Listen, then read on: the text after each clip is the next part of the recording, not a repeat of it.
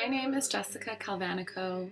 and I am honored to have received the UCSC Humanities Institute's Dissertation Completion Fellowship for the 2020-2021 academic year. With this fellowship, I was able to complete my dissertation, Carceral Girl Problems, The House of the Good Shepherd, and the Making of New Orleanian Girlhood, which I will be defending this June. My dissertation relies on 6 years of archival and qualitative research across the U.S. to explore what I call carceral girlhood, or the figurative and literal ways the state disciplines, criminalizes, and punishes girls through the creation and enforcement of the legal category of girlhood. To understand carceral girlhood, I consider the case study of New Orleans' House of the Good Shepherd, a Catholic reformatory for sexually delinquent girls, which operated from 1873 to 1956 on North Broad Street in the Mid-City area of New Orleans.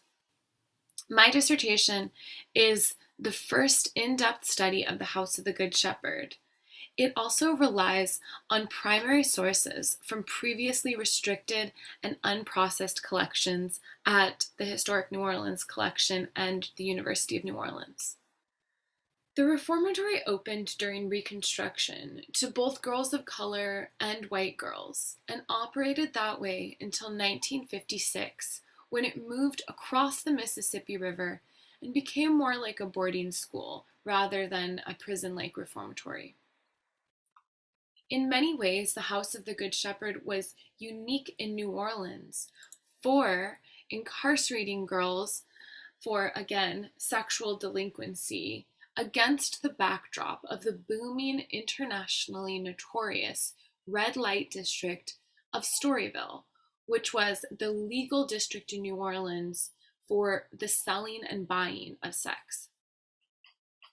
The reformatory, however, was also unique in the Jim Crow South for incarcerating Black girls and other girls of color in the same institution as white girls. This was particularly unique because many of the nearby states, like, for example, Alabama, Mississippi, and Georgia, most often sent girls of color to adult prisons.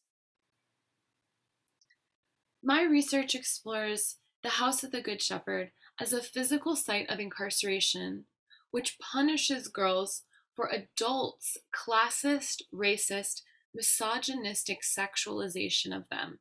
and holds girls captive against their will, sometimes indefinitely. In doing so, I consider the making of New Orleanian girlhood by tracing the presence and absence of the figure of the girl in legal documents like colonial decrees, treaties, federal statutes, case law, civil codes, state legislation, and, but not limited to, local ordinances. I also examined the relationship between New Orleanian Catholicism, interracial spaces of worship,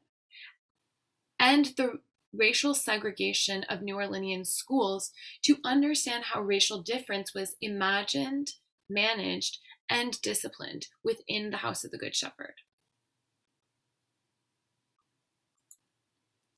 To consider the more figurative ways that carceral girlhood operates around the House of the Good Shepherd, I analyze how sexualized photographs of white girls in New Orleans Storyville contribute to moral panic campaigns that sought to criminalize sex work and incarcerate girls in order to perpetuate white supremacist policies